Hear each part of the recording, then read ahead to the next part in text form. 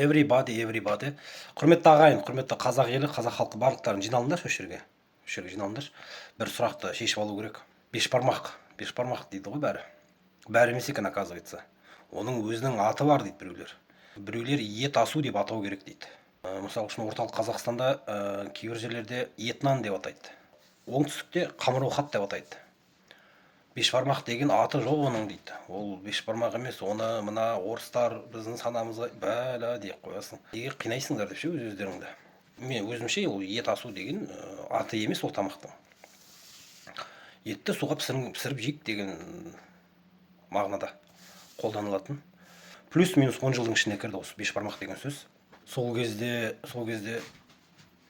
қуанғам, мына тамақтың аты бар екен ғой деп, әдемі.